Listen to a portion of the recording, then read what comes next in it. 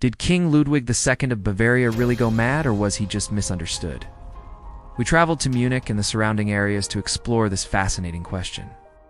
This is the story of one of history's most mysterious men, and possibly the first ever victim of Stockholm Syndrome. But before we begin, a quick reminder to like and subscribe.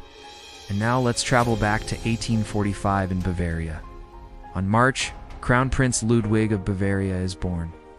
He was a young boy who would spend his time reading fairy tales and classical literature, and would spend hours walking around the palace gardens. Sadly, his mother died when he was only 19, and so he moved to the family lake house to live with his dad, King Maximilian Joseph. It was around this time that he became obsessed with the composer Richard Wagner, and would attend his operas over and over again. It was also at this time that he started to withdraw himself from politics and allow his counselors to run the kingdom for him. But his father didn't like this and forced him to marry a woman named Hedwig of Denmark so he could produce an heir. The marriage was never consummated, and Ludwig still preferred the company of men anyway. He was devastated when his father died in 1864 and took the throne as Ludwig II of Bavaria.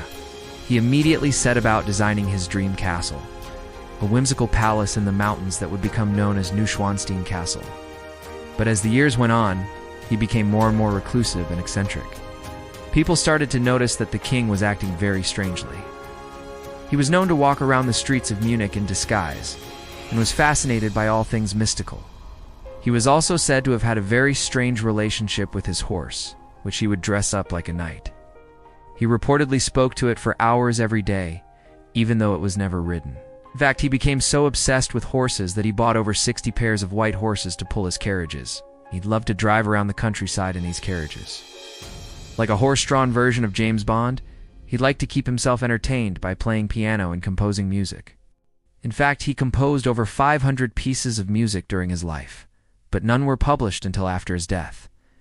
He even wrote a musical comedy titled The Singers and Their Wives, which was performed in the Royal Chapel. He was also a prolific writer, penning poetry and plays and stories. In fact, his writing is quite remarkable given that he had no formal education. He spent so much time writing that there was a special hole cut out in his bedroom wall, so that he could eat his meals without having to stop his writing. As well as his strange behavior, he was pouring huge amounts of money into his castles. And this angered the government because they felt that he was undoing enough to help the poor people of Bavaria. Ludwig got so fed up with the criticism that he stopped inviting the royal family and advisors to his new castle, opting instead to invite nobody at all. He practically shut himself away from the world as he built his dream castle high up in the mountains. But the government weren't having any of this, and they sent 3 men to check in on him and make sure that he was fit to rule. They arrived at his castle and demanded that he come with them to discuss politics. He refused, and so they entered his room and put him under arrest. They dragged him away to a psychiatric hospital by force, although he put up such a strong fight that 2 of the men ended up getting injured. When they got to the hospital, he calmed down almost immediately and started talking to the doctors about his ideas for his castles. And this led the doctors to believe that he was completely insane and needed to be kept at the hospital. Just 2 days later, Ludwig was dead. He had thrown himself into Lake Starnberg, a nearby lake just outside the hospital grounds. His body was recovered and taken back to the city of Munich. Rumors quickly started to spread that he hadn't committed suicide but had been murdered. Some believed that his own counselors had poisoned him, while others believed that it was the government.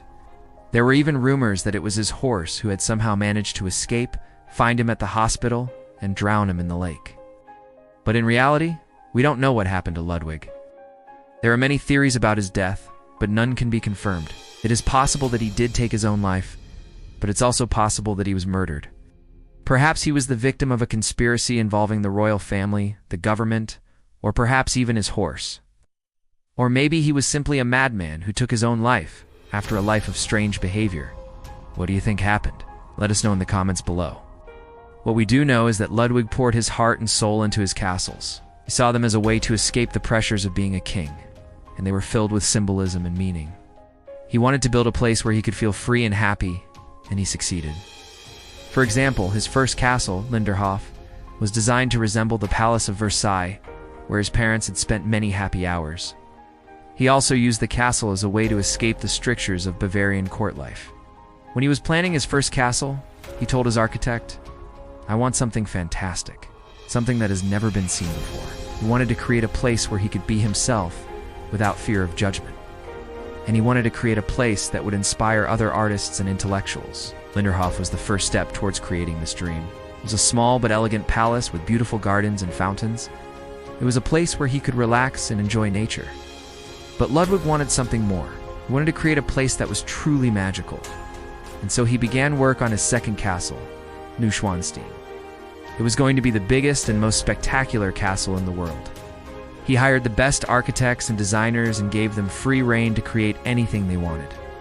The result was a fairy tale castle straight out of a Disney movie. The castle was built on top of a hill overlooking the town of Fusan. It was surrounded by beautiful gardens and forests. And it was a place where visitors could escape the everyday world and enter a world of fantasy. But Ludwig's dream didn't end there. He also wanted to create a place where people could learn and grow. And so he began work on his third castle, Herrenchiemsee. It was going to be a palace dedicated to art and culture. He hired some of the most brilliant minds of the time to teach at the academy. He hoped that it would become the center of intellectual life in Europe. Sadly, Ludwig never saw his dream realized. He was deposed before he could finish his third castle. But his legacy lived on. Castles he built became some of the most popular tourist destinations in the world. And his love of art and culture inspired generations of artists and intellectuals.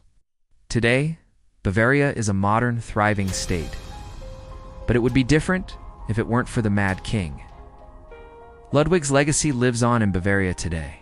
The state takes great pride in its cultural heritage, and it is home to many world-class museums and theaters.